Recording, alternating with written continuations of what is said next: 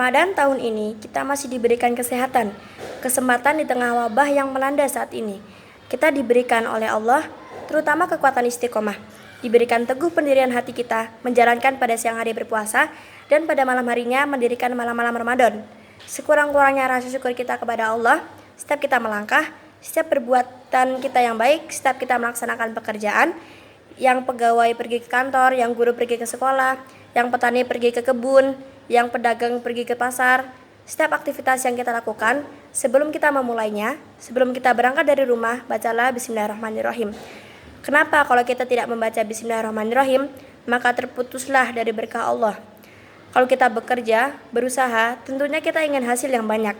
Kalau kita ingin punya harta, pasti ingin harta yang banyak, untuk menyenangkan.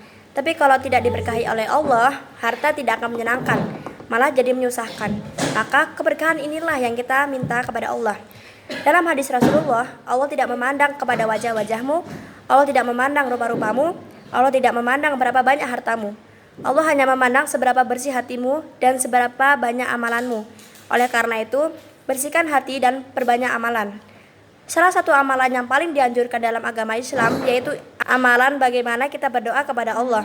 Maka berusahalah, di samping berusaha, kita juga berdoa. Doa yang sering kita ucapkan, Rabbana atina fid dunya hasanah wa fil akhirati hasanah wa qina adzabannar.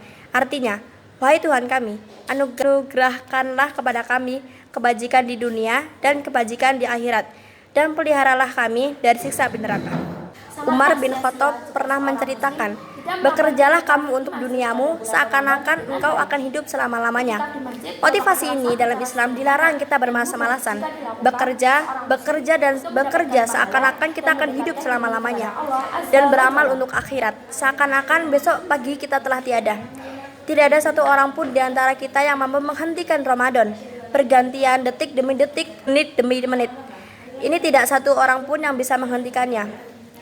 Kata Allah Subhanahu wa taala menantang manusia, seandainya engkau hebat, seandainya engkau berpengaruh, hai kamu yang punya kekuatan, hai kamu yang punya power, hai kamu yang punya harta, kamu yang punya pemimpin, kamu yang bisa mengendalikan manusia, bisa enggak kira-kira seandainya saya jadikan malam saja, siapa di antara kamu yang bisa merubahnya menjadi siang? Antara kamu yang bisa merubah siang menjadi malam.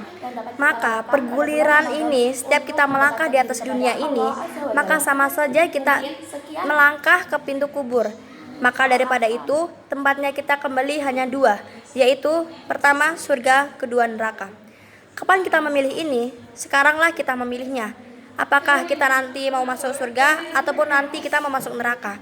Oleh karena itu, surga pun merindukan kita. Ada 4 golongan yang dirindukan oleh surga, yaitu pertama, orang yang senantiasa membaca Al-Quran. Pada Ramadan kita tadarus, maka di luar Ramadan nanti kita juga membaca Al-Quran. 2, orang-orang yang menjaga pembicaraannya. Bulan puasa ini kita jaga pembicaraan kita, maka sama juga di luar Ramadan kita jaga pembicaraan kita. Makanya Allah Subhanahu wa taala mewajibkan zakat kepada kita. Sedekah terbagi dua, sedekah sunnah dan sedekah wajib. Zakat terbagi dua, zakat mal dan zakat fitrah. Maka tunaikanlah kedua-duanya.